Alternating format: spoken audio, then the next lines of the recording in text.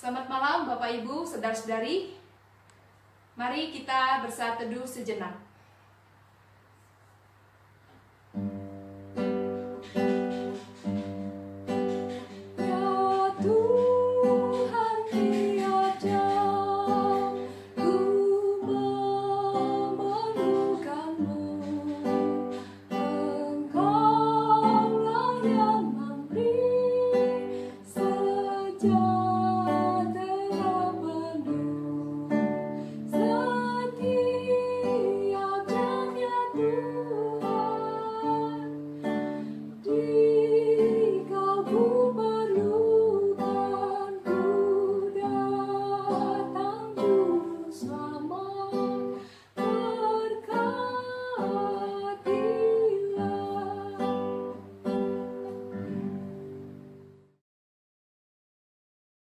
Yakobus 4 ayat 1-10.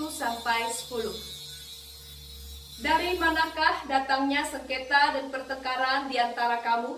Bukankah datangnya dari hawa nafsumu yang saling berjuang di dalam tubuhmu? Kamu mengingini sesuatu, tetapi kamu tidak memperolehnya. Lalu kamu membunuh, kamu iri hati, tetapi kamu tidak mencapai tujuanmu. Lalu kamu bertengkar dan kamu berkelahi. Kamu tidak memperoleh apa-apa karena kamu tidak berdoa. Atau kamu berdoa juga, tetapi kamu tidak menerima apa-apa, karena kamu salah berdoa. Sebab yang kamu minta itu hendak kamu habiskan untuk memuaskan hawa nafsumu.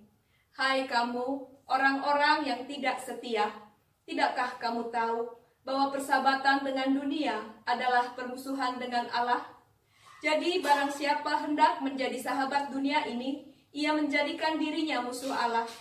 Janganlah kamu menyangka bahwa kitab suci tanpa alasan berkata, roh yang ditempatkan Allah di dalam diri kita diingininya dengan cemburu.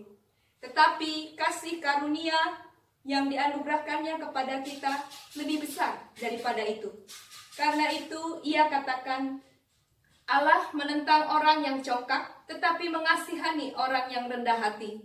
Karena itu tunduklah kepada Allah dan lawanlah iblis, maka ia akan lari daripadamu. Mendekatlah kepada Allah, dan ia akan mendekat kepadamu. Tahirkanlah tanganmu, hai kamu orang-orang berdosa, dan sucikanlah hatimu, hai kamu yang mendua hati. Sadarilah kemalanganmu, berduka cita, dan merataplah.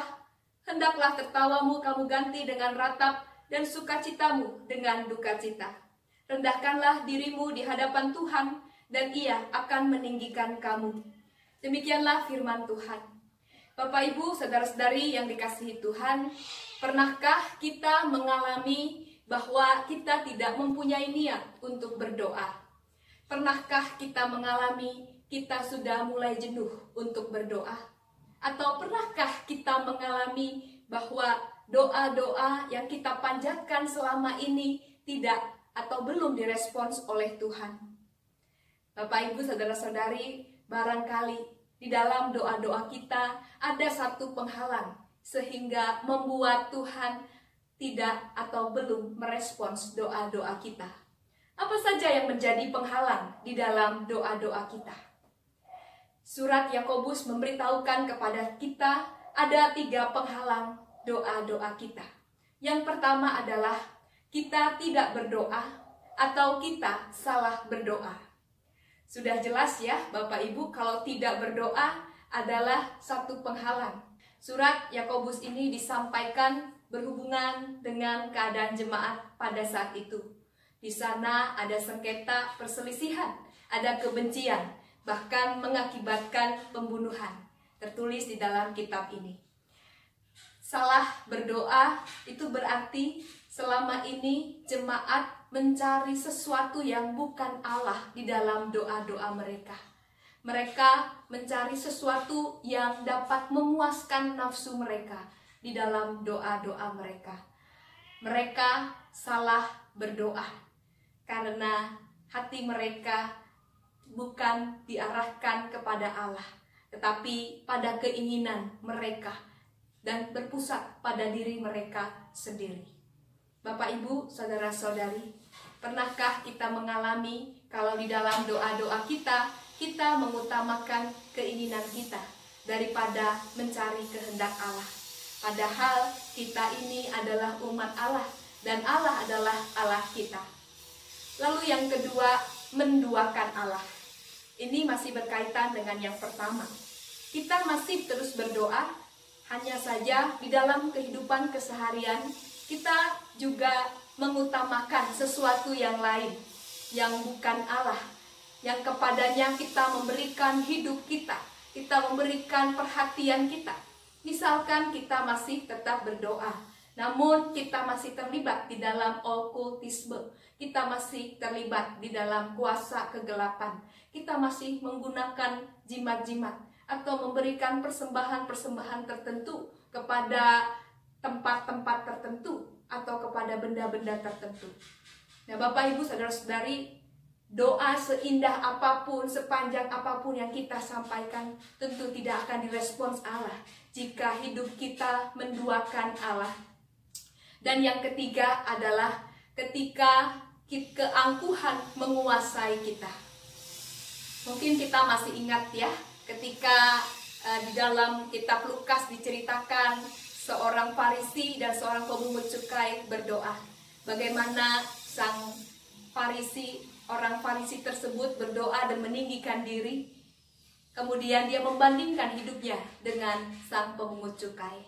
Bapak, Ibu, Saudara-saudari, kita bisa melihat kembali apakah pernah di dalam doa-doa kita meninggikan diri kita di hadapan Allah, atau malah kita membandingkan hidup kita dengan hidup orang lain. Tetapi hidup kita tinggikan, kita puji di hadapan Allah. Dalam doa-doa kita, malah kita merendahkan orang lain. Mungkin ini yang menyebabkan juga Tuhan belum merespons doa-doa kita. Bapak, Ibu, Saudara-saudari yang dikasihi Tuhan, surat Yakobus mengajarkan kepada kita bahwa di dalam doa-doa kita harus senantiasa rendah hati di hadapan Tuhan. Kita tidak boleh menjadi pusat di dalam doa-doa kita. Tapi mari kita menyediakan diri untuk berdiam sejenak. Kita menyediakan telinga kita menyediakan pikiran kita untuk hening sejenak, mendengarkan suara Allah. Kita memohon kepada Tuhan agar kita dapat berdoa dengan benar, bukan sesuai dengan kehendak kita, tetapi sesuai kehendak Dia. Semoga kita dimampukan Tuhan. Tuhan Yesus memberkati.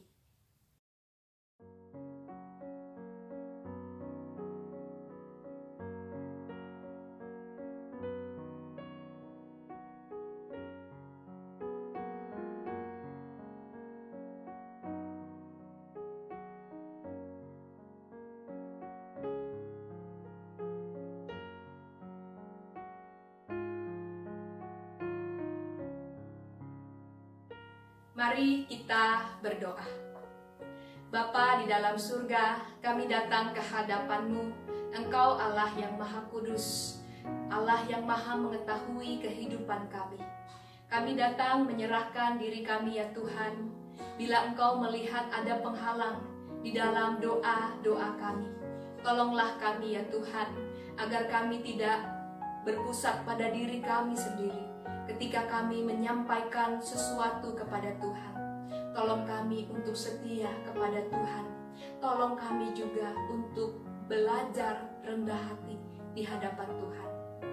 Kami mohon Tuhan memberikan kepada kami Roh Kudus yang akan mengingatkan kami senantiasa dan yang akan mengajarkan kami berdoa dengan benar. Di dalam nama Tuhan Yesus kami berdoa. Amin. Bapak, Ibu, Saudara-saudari, pokok doa kita malam ini yang pertama mengenai pendidikan. Kita berdoa untuk anak-anak kita yang menyelesaikan tugas sekolahnya dan juga ujian. Kita berdoa juga untuk guru-guru yang mempersiapkan diri dalam penilaian akhir maupun mengisi rapor. Mari kita berdoa.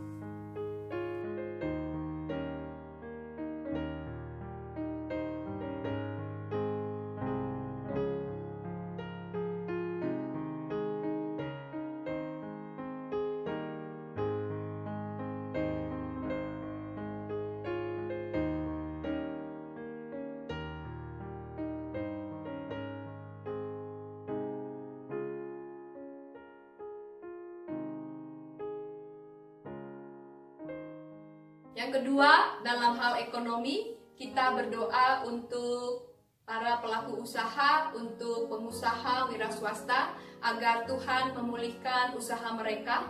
Kita juga berdoa untuk para pekerja yang dirumahkan, agar mereka tetap memiliki semangat, dan kita berdoa supaya mereka dapat tetap produktif dan pada waktunya mereka segera mendapat pekerjaan kembali. Mari kita berdoa.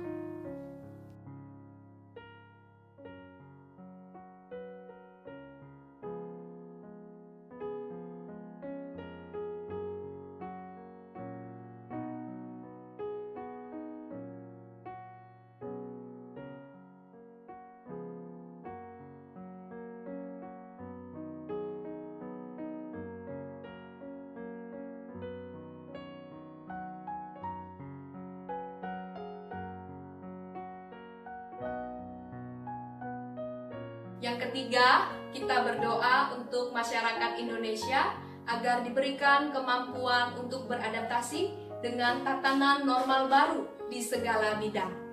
Mari kita berdoa.